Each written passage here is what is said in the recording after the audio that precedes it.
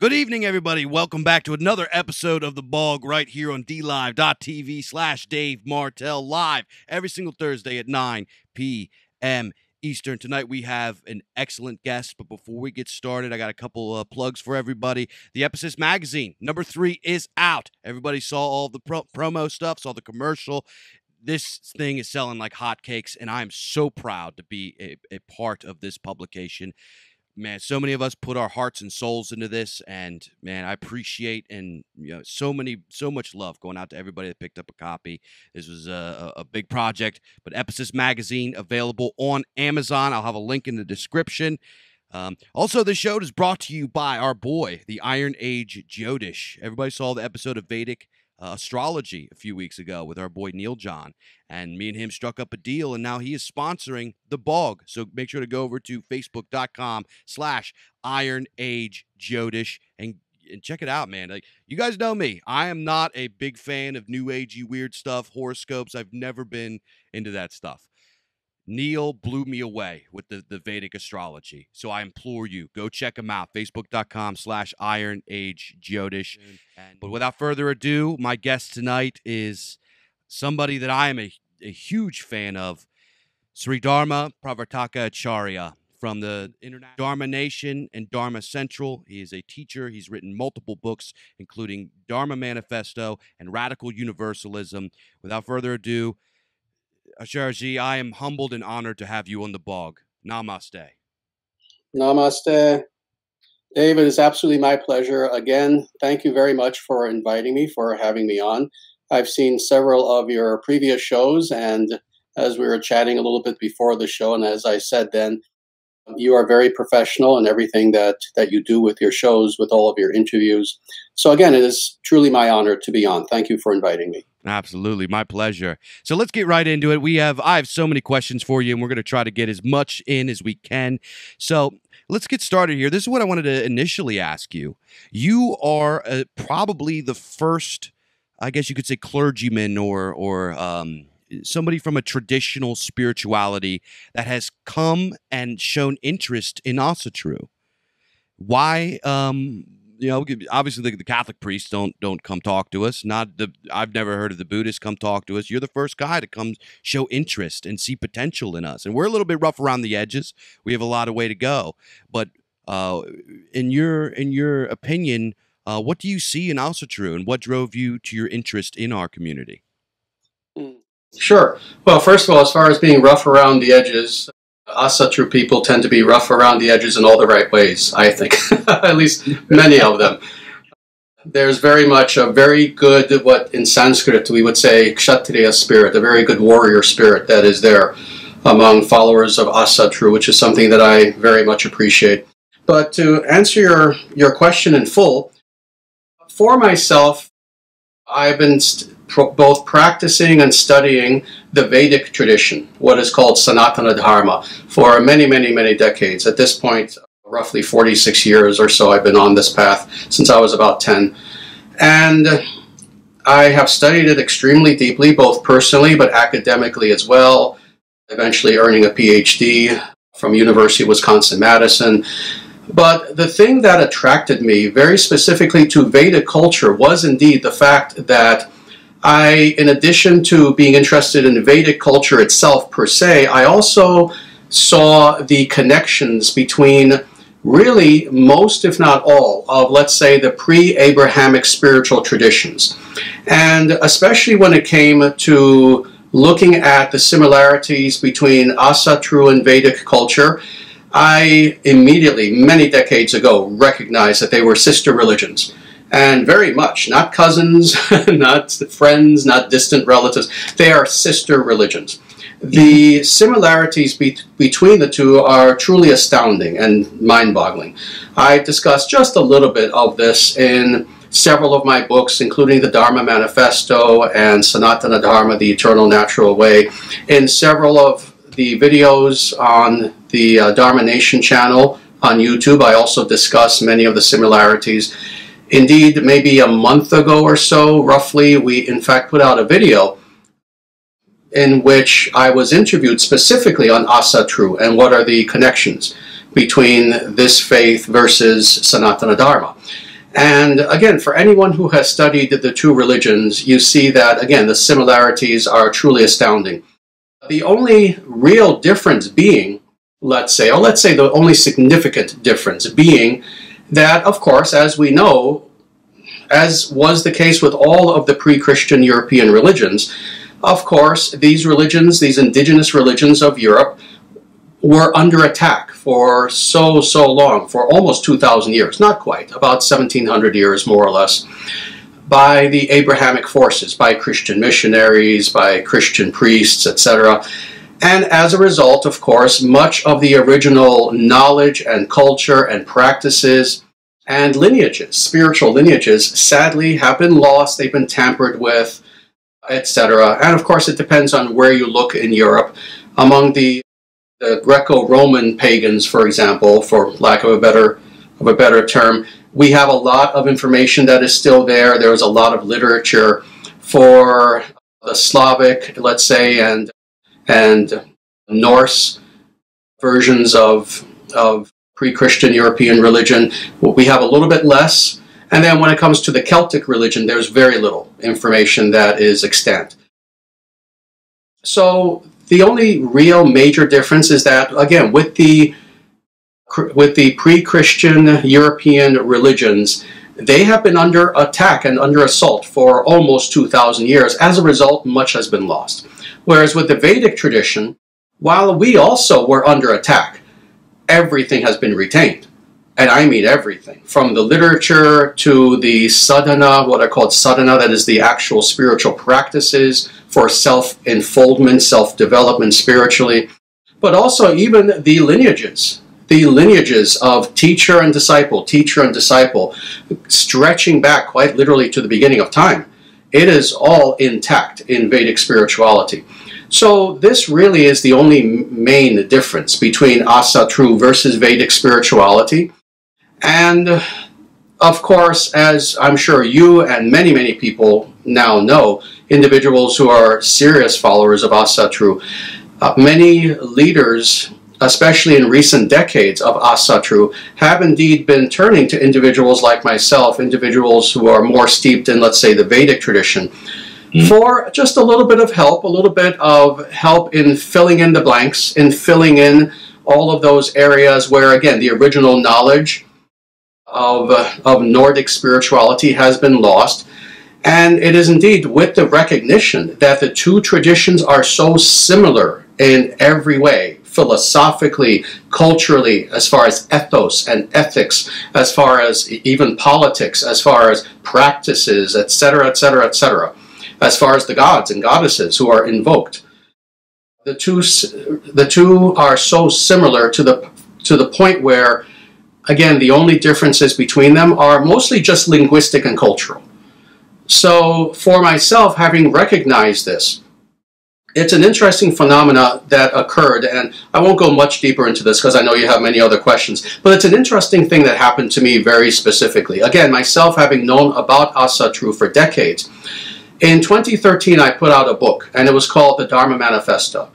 And it was very specifically a political book. It was a political manifesto with the idea of how to take natural law, how to take Dharma, and instantiate it politically.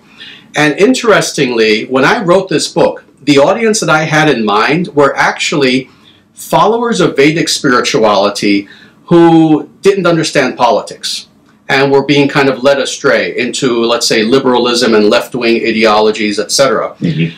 Interestingly, what happened was when this book came out in 2013, the people who actually read and embraced and just heralded this book, just praised it, were Asatru people. And that was a very happy surprise to me, but it was a surprise. Because again, that was not the audience I had in mind. Yet the book, interestingly, has been read by probably at this point thousands of followers of Asatru who have embraced the book. So it's been a very interesting thing. Now, in 2020, since the book has come out, I find that I apparently have a massive audience among Asatru people in addition to Vedic people. people who come and watch the videos, for example, on the Dharma Nation channel, people who come to our website, dharmacentral.com, people who contact us, I would say half of them are followers of Asatru. And again, the reason why is they themselves see the connections and the fact that Vedic spirituality, Sanatana Dharma, and Asatru are pretty much the same. Again, just different language, culturally different, but spiritually the same. Yeah, absolutely. I would. You mentioned about your videos. I ferociously watch almost all of your videos. I've seen, especially your one. You probably hear this a lot, but your one on Lord of the Rings. That's the one that I recommend first when folks ask me about it. I absolutely love that because me myself, I am a diehard Tolkien fan. A quick story for everybody. My grandfather on my mom's side came from Italy. He was from Calabria, and he didn't really speak English. And the first book that he learned in English was The Hobbit. So he read that to me when I was a little kid, and ever since then, I've been obsessed with Tolkien. So that's just been a big part of my life. So when you introduced a lot of these spiritual ideas with describing this movie and the books, it was really special for me because there's so many things. And you came out and said it. You said you believe that both the movie and the book were guided by a divine hand.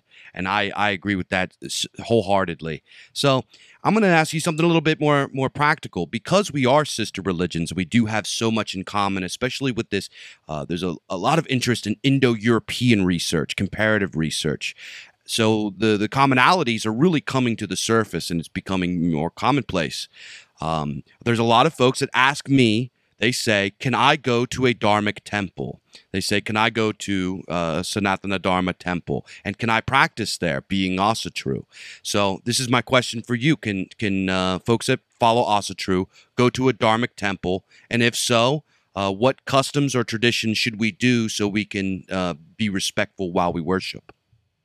First of all, interestingly, one thing that I'm known for is attacking what philosophically I have called radical universalism. And that is the idea of taking, let's say, dispersed religions that are literally at odds with each other and trying to merge them. We know that this is one of the hallmarks of 20th century fraudulent spirituality. This is what New Age people do, where they say, oh yes, I am a Muslim, Hindu, Buddhist, Christian atheist. And all sorts of nonsense like this that contain inherent contradictions, etc. So on the one hand, yes, we don't believe in merging, again, disparate elements, but once again, when it comes to Asatru versus Vedic spirituality, as I keep mentioning, we are sister religions. So as a result, for example, you'll notice that even though I'm a Vedic spiritual leader and teacher, I am wearing a Mjolnir, I'm wearing a Thor's hammer. There's a vast difference between this sort of New Age radical universalism on the one hand, saying, oh, it doesn't matter what you believe, etc., versus recognizing, again, sister religions, where in actuality, we are really practicing the same thing, just again, as I keep saying, with different language and culture. Now, all that being said, yes, let me say, any follower of Asatru is welcome in any Vedic temple, in any Hindu temple. Now, of course, the thing is, Hindu temples are all different. You know, they might represent a specific organization or the specific community in what area you're talking about. But let me just say that generally speaking, any Asatru follower is certainly welcome to come to any Vedic temple and to worship with us, etc. And as far as what to expect when entering into such a temple, very simply, of course, when you enter into such a temple, you take your shoes off. Of course, you have to be very reverential. When you enter into any sort of Vedic temple, you tend to be somewhat quiet. If you do speak, it tends to be somewhat in whispers as opposed to very loudly. What you will see will be the statues. We do not call them idols because idol is a pejorative term. We don't like the term idol. What you will see is the sacred iconography, the sacred images of the gods and goddesses. And what I would say is if a person wishes to visit a Hindu temple, please feel free to do so. And again, as long as you're respectful and you take your shoes off, etc., you are more than welcome to come and visit any Vedic or Hindu or Dharmic temple. So, you mentioned about you know, the imagery and the iconography of the gods and goddesses in the Vedic tradition. We do know that, you know, there are different sects that kind of interpret divinity a little bit differently in Sanatana Dharma. Can you give us a quick rundown of what your specific sect is and maybe the differences between them? Sure, sure. Well, I don't really strictly follow a specific sect per se. Rather, what I present is Sanatana Dharma in its legitimate and authentic form. So in Sanatana Dharma, and I should explain this a little bit. This is where it gets to be interesting because, of course, we know that in, let's say, all non-Abrahamic religious traditions as they are practiced today, there's, of course, this interesting debate about polytheism versus monotheism. Mm-hmm. And, of course, we know that many individuals who today follow pre-Christian European religion will often call themselves polytheists. For myself, interestingly, I take a, again, strictly Vedic approach, which is that we are both, in a way, polytheists and monotheists. And let me explain what is meant by this.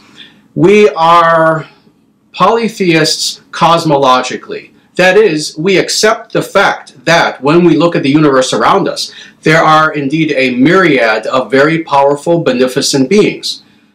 These are the gods and goddesses. And we accept that they all exist and that they are representational, not meaning that they're not real. They are real. They are real personages. They are personalities, but they also do indeed represent various things. So there is a sun god, there is a moon god, etc., etc. There is an earth goddess, and like this. So on the one hand, cosmologically, we do indeed accept the fact that there is a hierarchy of being and that there are powerful beings known as gods and goddesses. But then ultimately, and I truly believe that the vast majority of, again, even pre-Christian European philosophers and theologians also believed this, ultimately there's one absolute that transcends all. Plato wrote about this, even Aristotle, who was not very spiritual, yet he wrote about this, Plotinus, so many people who existed in pre-Christian Europe. So when it comes to Vedic spirituality, we are indeed both. Again, cosmologically, we believe in a multitude of gods, but then as far as ontology, we believe that ultimately there is one supreme being. Now, as far as what that one supreme being is, there is no debate as far as what the scriptures say about this, the Vedic scriptures, that is. And that is that one supreme being is often termed philosophically as Brahman, Brahman simply designating the absolute. So I wouldn't really talk about Sanatana Dharma in terms of, again, as far as in terms of sects. Sects is a more recent thing. And the way that I follow Sanatana Dharma is I try to follow it as authentically and legitimately as possible, and that means the way it was practiced literally 5,000 years ago. People have joked with me, actually, and told me that I'm a 5,000-year-old man. Because the way I live and think is the way that people lived and think during the Vedic era 5,000 years ago. And I do not give in to modernity, so I don't accept the idea of sects. There's truth and there's untruth. Somewhat long answer, but I hope that answers the question. Absolutely. Now, I will say I have read there are arguments that say that monism or let's start with this. What is the difference between monism and monotheism? Oh, yes, they are different. The idea of monotheism is the idea that ultimately, as I said earlier, ontologically speaking, there is one transcendent absolute, and whatever you wish to call that. Again, there are different things that you can say about that absolute, but as a bare minimum, that ultimately there is one absolute from which all reality emanates. So that's monotheism on the one hand. Monism, on the other hand, is a more, let's say, philosophical versus a theological idea. Monism teaches the idea, and this gets a little bit complicated, but I'll state this as briefly philosophically as I can.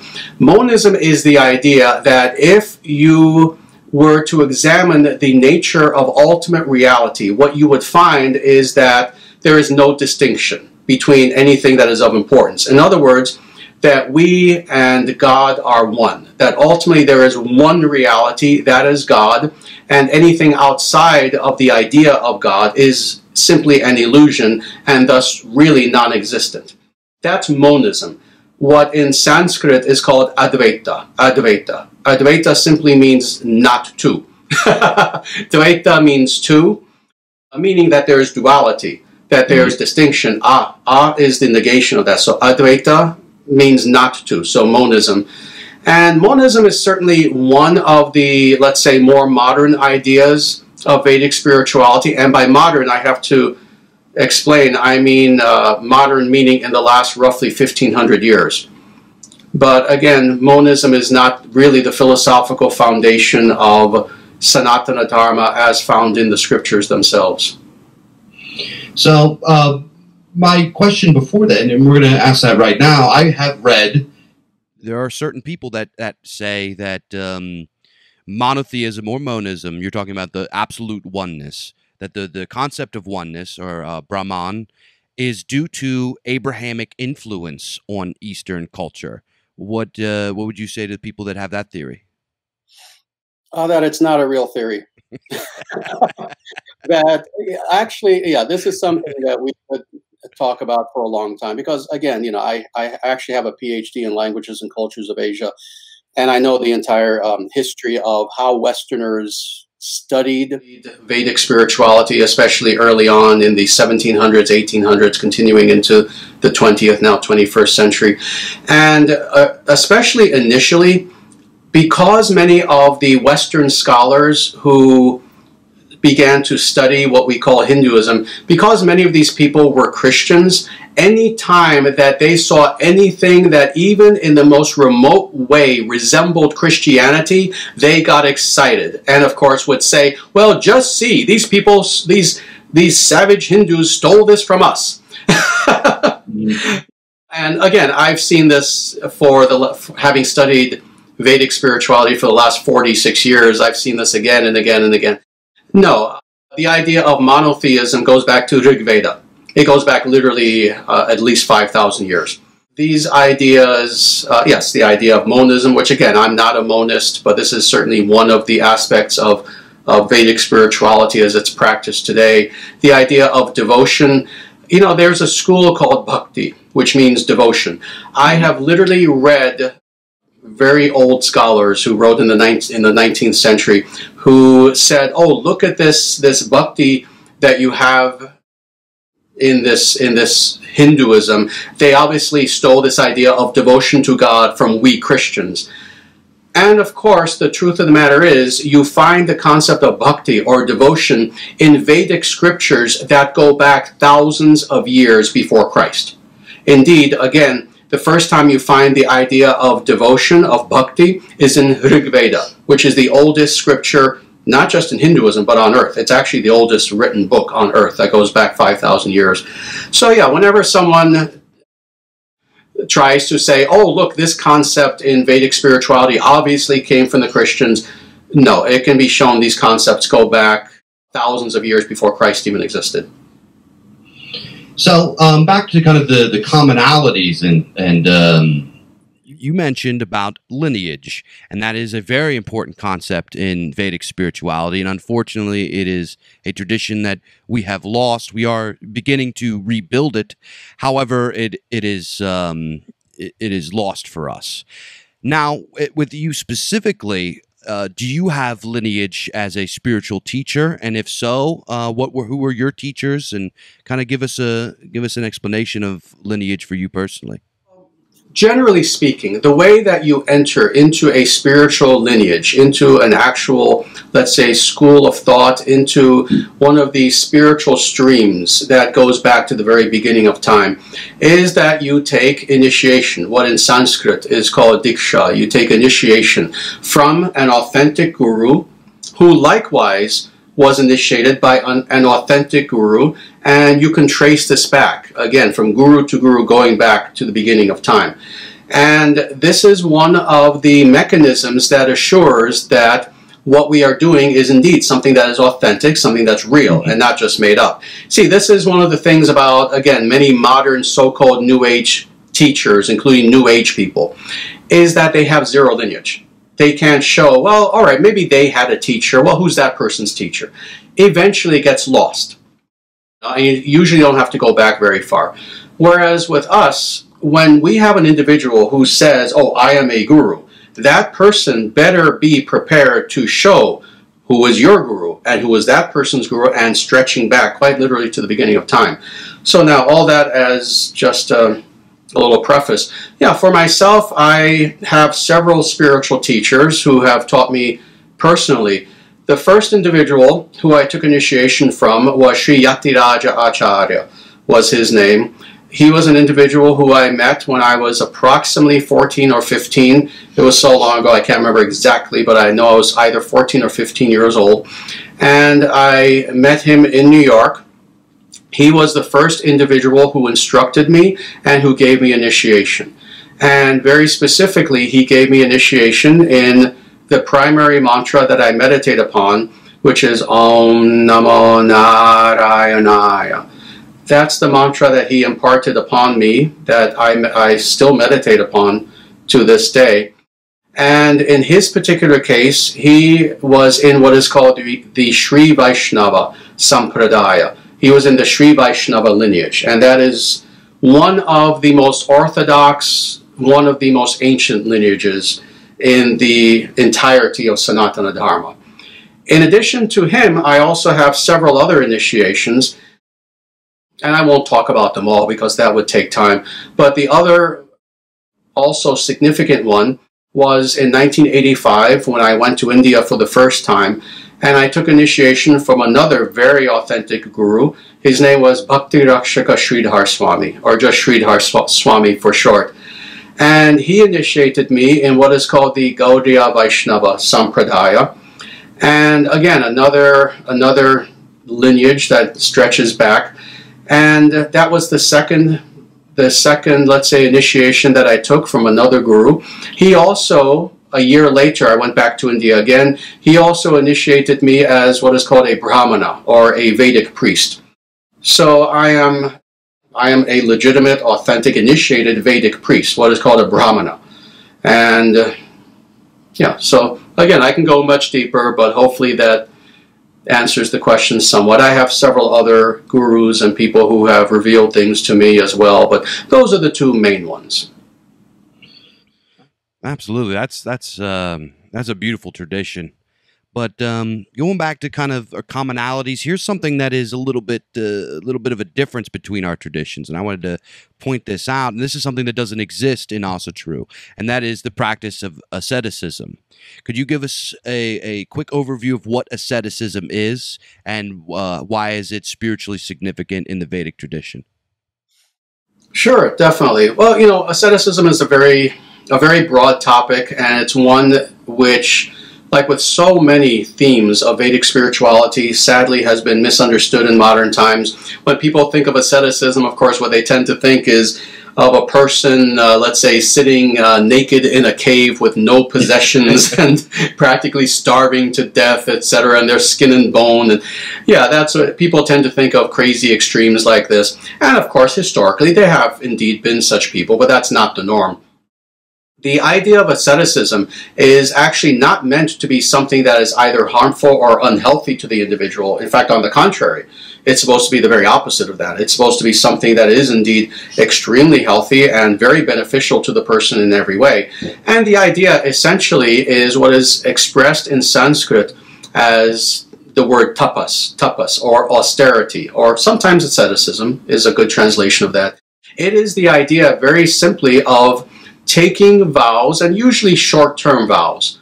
It can be for a week, it can be for a month, for a year, in some cases longer, where you decide purposefully and consciously to undergo a type of very rigorous sort of either training or penance in order to make yourself stronger. That's the legitimate idea of asceticism. Again, it's not something where you harm yourself, it's something where, on the contrary, you are going through a hardship, but you're doing it purposefully, consciously, by choice and by vow, with the idea that you will then achieve something greater. So, for example, as I'm sure you know, for myself, for any legitimate Vedic guru, for any legitimate Vedic teacher, we tend to be very strict in our lifestyle. So thus, for myself, and again, other legitimate Vedic gurus, I'll just give you the whole list. we don't smoke. We don't smoke anything, any sort of substance. We don't take any drugs of any sort whatsoever. We don't drink anything, anything alcoholic. We have sexual fidelity. That is, we believe in monogamy if married. If not married, we believe in celibacy. We don't believe in sleeping around. We don't believe in, we believe in a very strong sense of ethics and virtue. In fact, virtue ethics is actually the official term of what we believe. And I know that there are the 9 noble virtues in Asatru. What we follow is something that's very, very similar, except expanded upon. For us, it's not just 9 virtues, but it's many, many more than that. But, I'm very familiar with the nine noble virtues, and we would agree with every single one of those. But again, we believe in living what some would consider a pretty strict lifestyle. But what is the purpose? The idea is, again, to bring ourselves to the maximal degree of perfection that we can as imperfect beings. We recognize that we're finite, that we're imperfect beings, but why not strive to be the best? Why not strive to be the best that we can? And again, not the best in an arrogant, conquering sort of way. No, actually with great humility, the idea of self-unfoldment, the idea of self-development, in a real way. Again, not a new agey sort of self-improvement sort of idea, but no, in a very ancient idea of, yes, undergoing hardships, doing things that the common person would consider to be difficult vows to take, but we understand that they make us stronger. And this is indeed one thing among many that Vedic people strive for, and that is to be strong. To be strong in every way, to be courageous, to be individuals who we are like lotuses made of steel.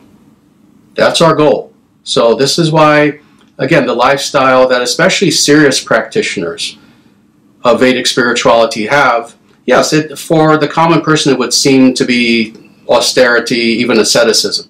But again, for us, we believe in doing this in a very healthy way, a way that will actually help us. The reason that I asked that question is because since I started doing more work in the spiritual community and getting involved with organizations like the Neurona Society and Arya Kasha and all of these really great organizations, I've had the pleasure of rubbing shoulders with people that practice the living tradition of Vedic spirituality. And the one thing that I noticed that was starkly different was about diet and celebration and stuff like that. They have a deep cultural thing when it comes to drinking and eating and stuff like that. That's something that, if you read some of the older, I'm sure you've read Tacitus Germania and some of that stuff. It's very clear that our Germanic ancestors practiced, I guess, what you could call asceticism or discipline in ways of the flesh, such as abstinence and stuff like holding off till you get married and those kinds of things. But as far as diet, for us, like for example, eating meat is sacred. We eat meat for our bloats and stuff like that. We drink mead for our bloats and stuff like that. But that's not really present in Vedic spirituality, is it? Well, interestingly, to a limited degree, it is among what are called the Kshatriyas. And not even all Kshatriyas. Kshatriyas are the warrior class. Let's say the warrior / political / administrative leader class, let's say, of Vedic spirituality. And even then, not with all of them, this is especially true with the true royalty, is that, for example, some of them indeed will be meat eaters and in fact hunters. And indeed, interestingly, the Vedic scriptures give them permission to do so. And the reason why this is the case is because, well, the reason why Vedic royalty hunt is because they're honing their martial skills. Mm-hmm. They're learning how to use that bow and arrow. They're learning how to use that spear. They're learning how to go deep into the forest and to hunt prey fearlessly, thus preparing themselves for their task ahead, which is, again, to be warriors. So in some limited cases, indeed, it is fine to eat meat. And this is the other thing also. It is that it is very important to understand the difference between, let's say, lay individuals who are practicing a specific religion versus individuals who are completely dedicated to making spiritual advancement as, again, ascetics or yogis or priests or individuals who this is their full-time commitment, is to simply practice spirituality. So, for example, people have pointed this out to me. People have said, oh, well, wait a minute, I know a Hindu family and they all eat meat and yet they call themselves Hindu. Well, yeah, those are lay people. They can do whatever they want. You see, the common individual who says, oh, I am a follower of Sanatana Dharma, but I'm just a pretty normal person. Yeah, they do not necessarily need to follow strict vows.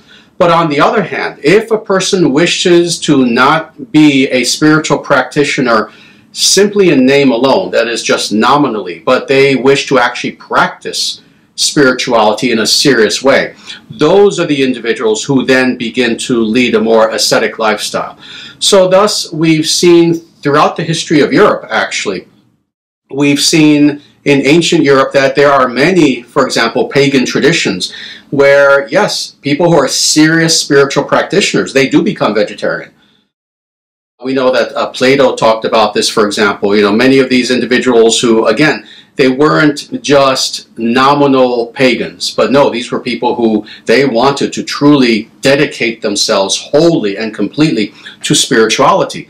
Many of these people ended up becoming more ascetic. You know, Pythagoras is famous for this, for example. He and his followers were all strict vegetarians and they didn't drink alcohol, etc., etc.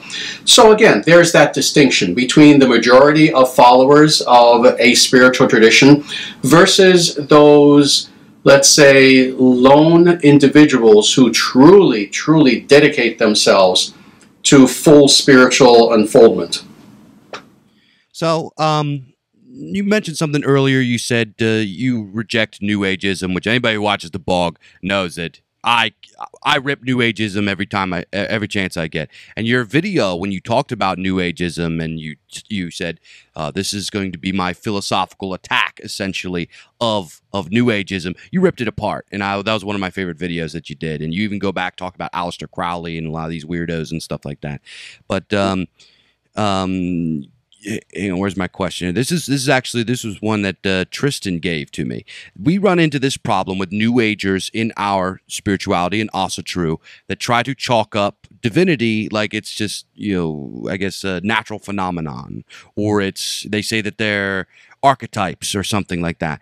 And his question for you was, when discussing religion, are we to understand the gods as actual, immanent, and personable deities, or are these metaphors or natural phenomena or subconscious processes?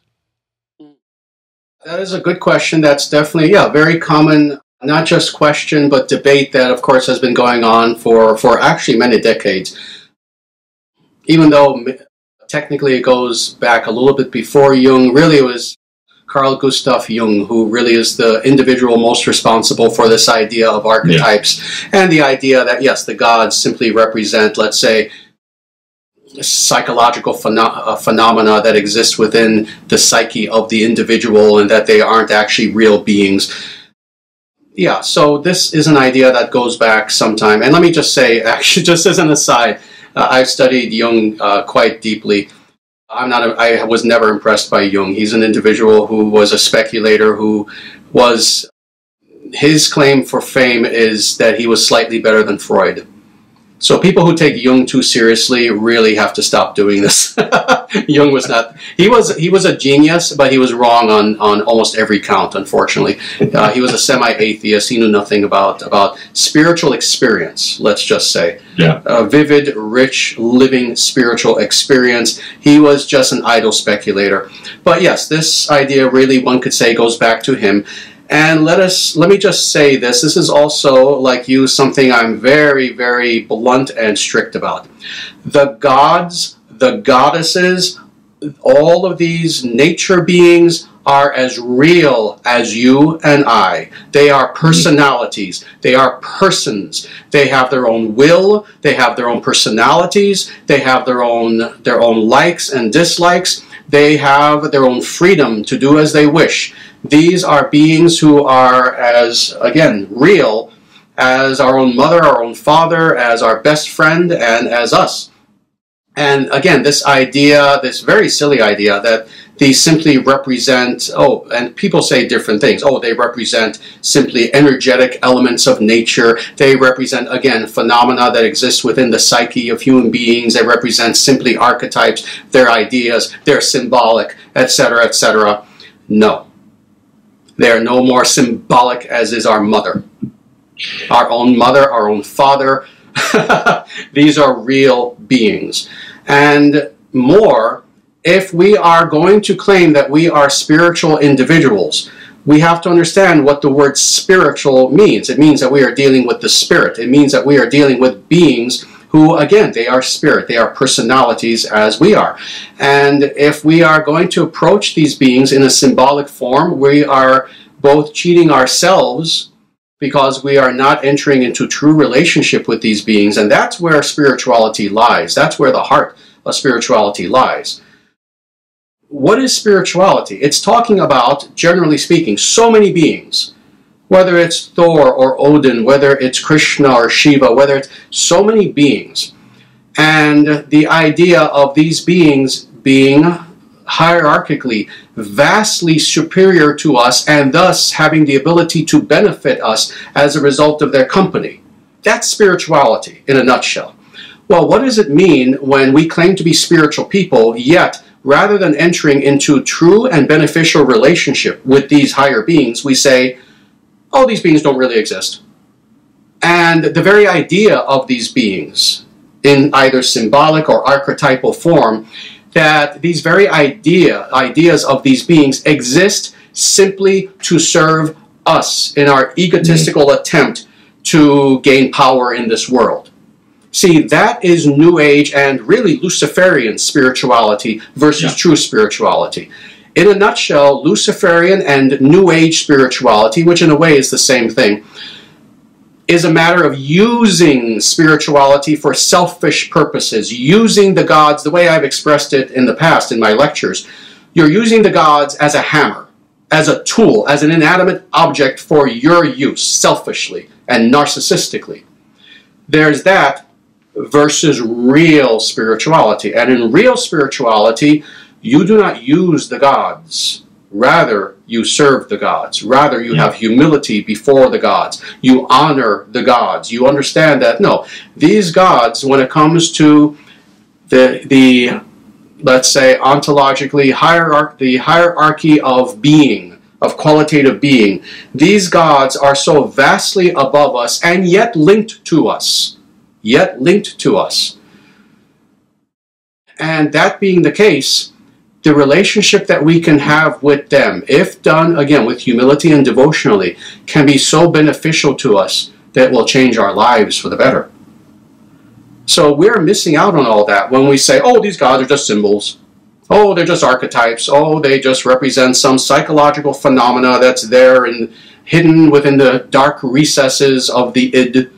And we start to try to become Freudian or Jungian in our understanding of the gods and goddesses. Yeah, we're missing out, and more, we're insulting these beings. Yeah. Imagine going up to our mother and saying, Mom, you've been a good symbol of something. Yeah. Imagine treating our mother like a tool, like a hammer, like a thing, like a that instead of a thou. Treating our own mother like a tool that we're just using for our own benefit rather than a person. We're insulting our own mother. Well, the gods and goddesses are like mothers and fathers, like grandmothers, grandfathers to us. And every time that we negate their personhood, we're just insulting them. Better to not even pretend to be spiritual.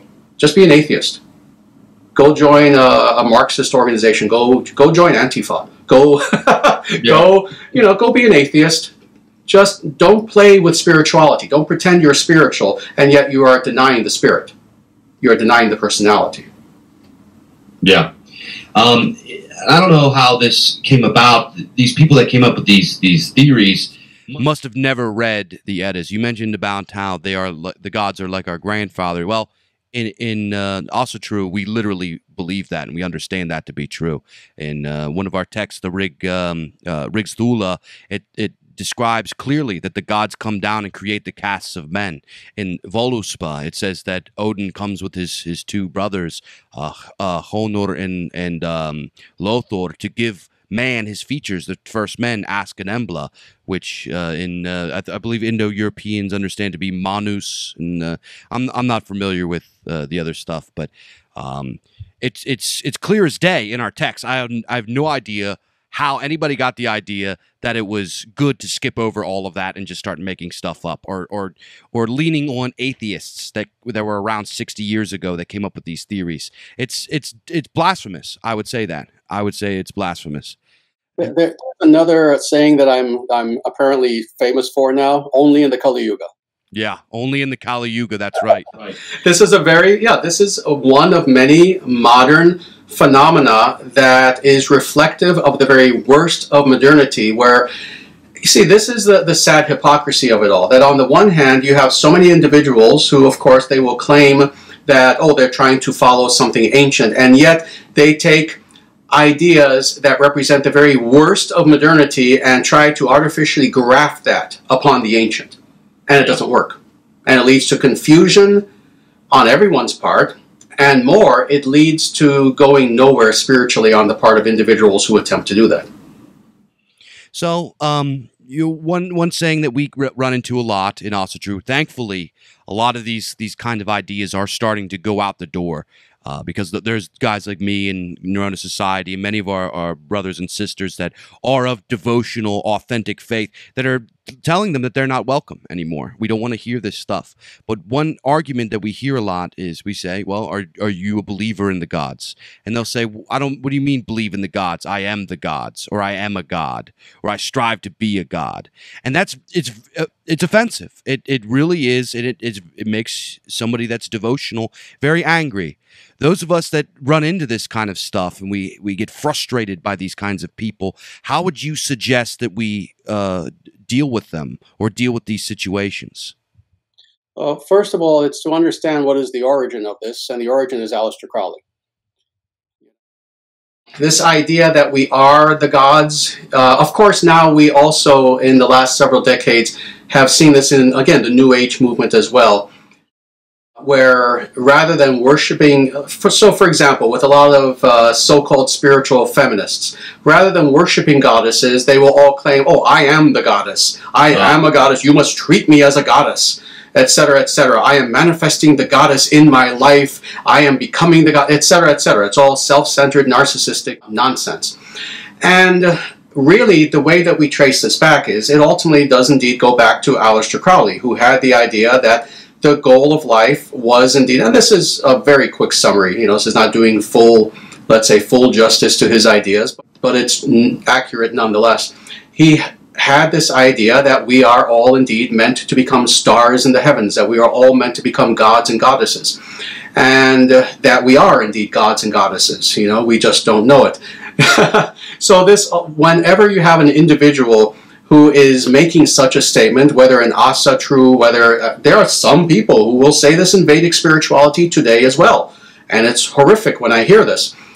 Ultimately, either directly or indirectly, this idea can be traced back to a degenerate Luciferian nutjob, Aleister Crowley.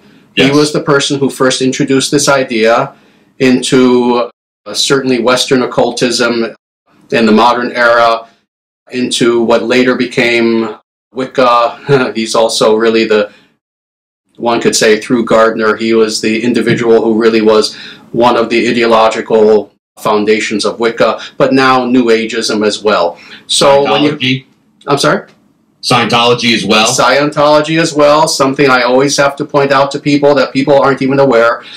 Yes, L. Ron Hubbard, the person who founded Scientology, was indeed a follower of Aleister Crowley. He was a Luciferian Satanist. Thus, Scientology is a religion that is based upon Luciferianism. L. Ron Hubbard, along with Jack Parsons, famous, one of the founders of jet propulsion in America, they were both Luciferians. They did Luciferian demonic rituals in the deserts of, I believe, the Mojave Desert. And yes, L. Ron Hubbard was the founder of Scientology, and he was a follower of Aleister Crowley. So much of this goes back to Aleister Crowley. It is amazing, and it's always sickening when I see individuals who they claim that they're following a more authentic form of spirituality, whether Asatru, and like you, I've seen this also. I'll see individuals, oh, I'm a follower of Asatru, I'm wearing a Thor's hammer, and yet they'll have symbols of Thelema, which is the Crowleyan religion, you know, yeah. In addition to Thor's hammers, etc. Whether it's in Asatru, Hellenismos, whether it's in Celtic spirituality, whether it's in Vedic spirituality, you will find modern individuals today who claim that they're following these authentic forms of spirituality, yet half the ideas and a fourth of the practices that they have can be traced back to Aleister Crowley. Thus, they're very confused. And in some cases, they're aware of that. In many cases, they're not. And that's even sadder. Mm-hmm. That's even sadder. But yes, what you said earlier is indeed something that now has to be done unapologetically with all of the, again, now, let's say, authentic forms of ancient spirituality. Asatru, I am doing this in Vedic spirituality, and that is, we must expel these frauds. Unapologetically. Unapologetically. If a person claims that they're following an ancient and authentic form of spirituality, yet they're Satanists, yet they're mixing it with New Age garbage, and etc., etc., no. These people have to be, first of all, educated. We have to make the attempt to educate them, which is what I spend half my time doing, is just trying to educate these people that, no, this idea that you think you have, this is where it goes back to. It doesn't go back to the Vedas. It's 50 years old, 30 years old. We need to first educate these people. And for the ones who are truly insincere, and they know that they're wrong, but they don't care, yes, we need to just expose these people and just leave them in the dust. Yeah, absolutely. And a lot of folks, they don't quite understand how nefarious a lot of these ideologies are, and how nefarious the individuals are who push these ideologies and infiltrate and subvert our true ancient traditions. And what I'd like to point out is a lot of these organizations, we're talking Thelema, Temple of Set. I'm not going to name all of them because I don't want to give them airtime. But a lot of these organizations are indeed involved with child trafficking, are involved with these really bizarre, grotesque, disgusting rituals where they hurt kids and innocent people. This is real life. This is real stuff. And a lot of folks don't, they're like, oh, well, it sounds ridiculous. And you have to bring up the evidence and show them. These are the kind of people that are trying to infiltrate our authentic spiritual paths and teach our people these kinds of disgusting perversions of religion. So I'm with you 100%. It's really, it's disgusting. Can I say two very quick things about what you just said that are absolutely crucial? And first of all, I'm so happy that both yourself, but I see so many people finally recognizing this. But two very quick things. First of all, when it comes to this sector of demonic people who are demonic people in the name of spirituality, and let me just list them: Luciferians, Satanists, so-called left-hand practitioners. Yes. Number one, let me make this clear. Whenever we hear these terms in the future, whenever we hear some person on Facebook, on YouTube, somewhere in social media say, oh, I am such and such, but I'm also Luciferian, or I'm doing left-hand path, blah, blah, blah. That's synonymous with pedophile. Number one, we have to recognize that once and for all. If a person claims that they are a Luciferian, that's synonymous with saying they are a pedophile, because you are correct. These are pedophile movements. And we have to recognize them as such, we have to shame them as such, and we have to have them locked away and at the very least shunned. Because these are individuals who do indeed hurt children, they hurt animals. These are demonic people who cause nothing but pain in this world. That's the first thing. Second thing is, yes, you pointed this out very, very wisely.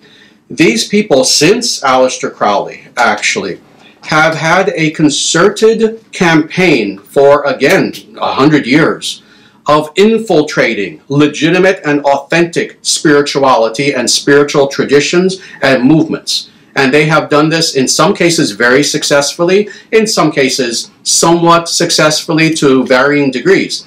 But yes, these people do this on purpose. It is part of their modus operandi. It is part of their strategy. Wherever they see purity, these individuals purposefully go into those areas. They've done this recently. They've tried to do this with even Vedic spirituality, where suddenly you'll see this pop up. Oh, I'm a follower of Sanatana Dharma, but a left-hand path follower, i.e. a pedophile Satanist. They've done this with Asatru. They've done this with so many different traditions. For that matter, they've even done this with the Catholic Church. And of course, we're not Abrahamists, so we care about that a little bit less. But it's amazing. They began infiltrating the Catholic Church starting in the 30s, when Aleister Crowley was still alive. And very successfully so, let me say. More successful. Yeah. If people knew how successfully these Luciferians have taken over the Catholic Church, these pedophiles, they would be shocked. They would be shocked. A little bit, of course, of it comes out in the news once in a while with pedophile priests, but it's worse than people imagine. Pedophilia is their religion, these Luciferians. So yes, indeed, we need to always be aware that these people have infiltrated anything good that they see, and quite successfully so. Well, now these people have to be put on the run. And that's been one of my goals. I'm sure it's one of yours as well. These people have to be exposed, and they have to be put on the run and thrown out of every legitimate spiritual tradition on earth. And all of these legitimate, authentic spiritual traditions have to be restored to their purity. And thus, a golden age will come about. Absolutely. That's music to my ears. I couldn't agree with you more, man. That's something that really gets me fired up. And I've been fighting with these people, trying to expose these people for years. And I'm so thankful, and we are so blessed in our tradition that folks are actually starting to awaken to it, and they're starting to see it. Because unfortunately, we don't have, as we talked about earlier, and also true, we don't have the lineage, we don't have the fortifying effects of these established traditions and stuff like that. So it's very easy for them to slither in and pervert and subvert. And thankfully, we're chasing them out, and very soon they will be out completely. We're going to bog them. Well, anyway, we are coming up on the end of the hour, so I don't want to keep you too long, but you did have something. We're going to end on a very, very positive note. You have something that you wanted to share with my audience, as well as the Asatru community as a whole. Yes, this is something that I'm going to be revealing exclusively on your show for the first time in 6 years or so since this first came about. And that is this, that interestingly, several years ago, I'm not going to name names or anything like this, but I had several years ago, approximately 2014 or so, several individuals who were Asatru leaders approach me and speak to me on a wide variety of topics, including assistance, help that they wanted in essentially restoring, let's say, traditional and authentic spiritual practices, what in Sanskrit would be called sadhana. That is, the actual yogic techniques for growing spiritually, which, again, while certainly there are indeed such techniques within Asatru even to this day, still they felt that they needed something a little bit deeper.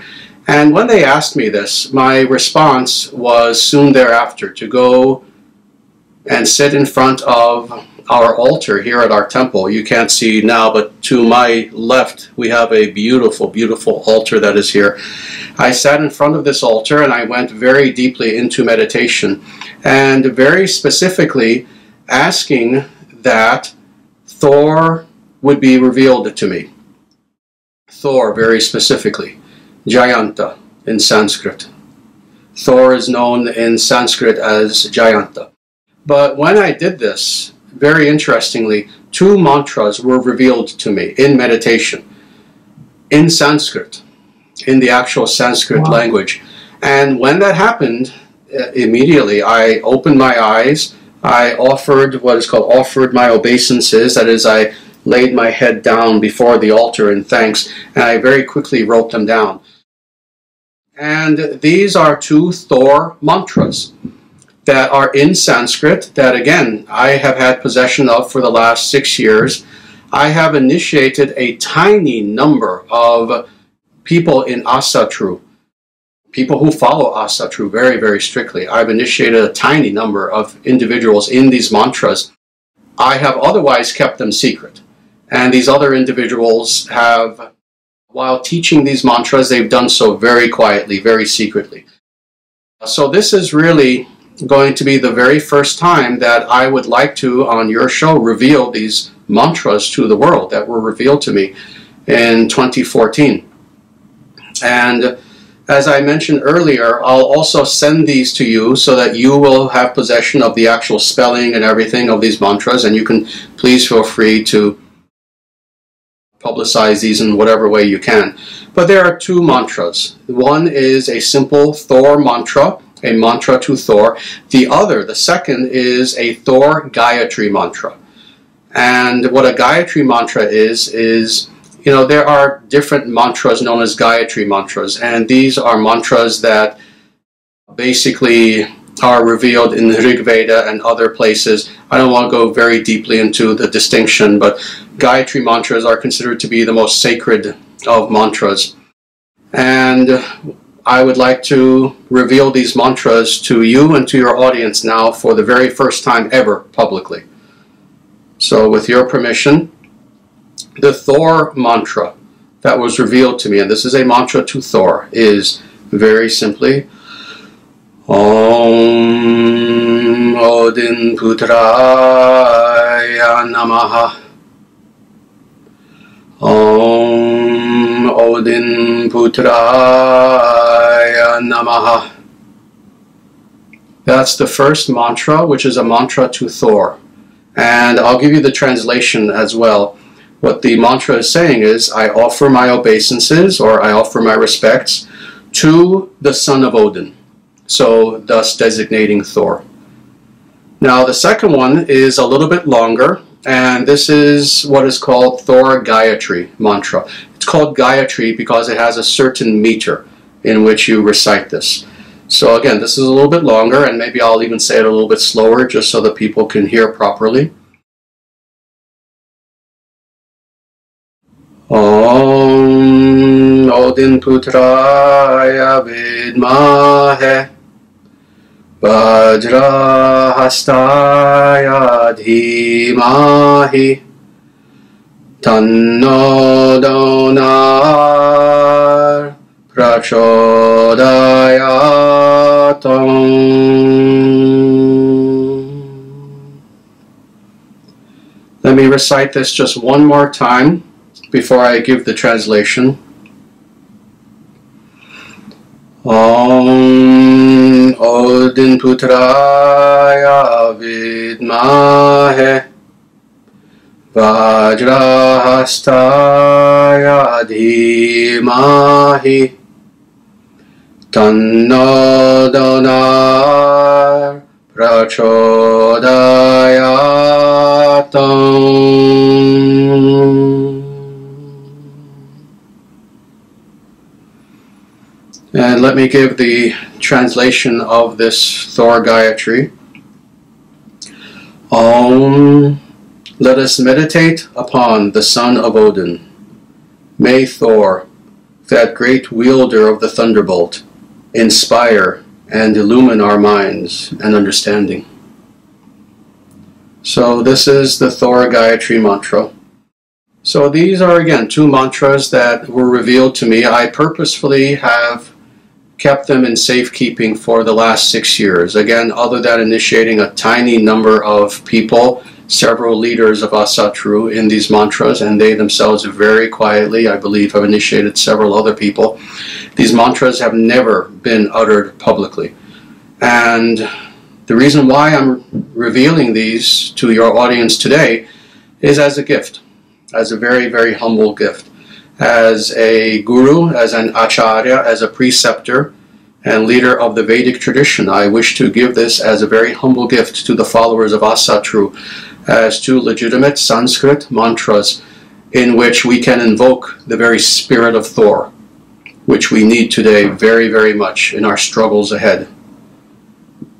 So, thank you for giving me this opportunity. Absolutely. We are so grateful to, man, that is, what a special, special gift. And everybody in the chat, man, many hails to the Acharya. What a beautiful, wonderful gift he has given us. And unfortunately, sir, we are running out of time. We are at the end. This was absolutely incredible interview. This is probably my favorite interview I've ever done. I'll be honest with you. And I just want to reiterate what a treasure you are to us in the Asatru community. And we cherish your teachings and your friendship forever. Thank you so much, Acharya. It's been my pleasure. Thank you again very much for having me on. And may everyone have the blessings of the gods for the times ahead. Wow. Namaste. Namaste. Please take care.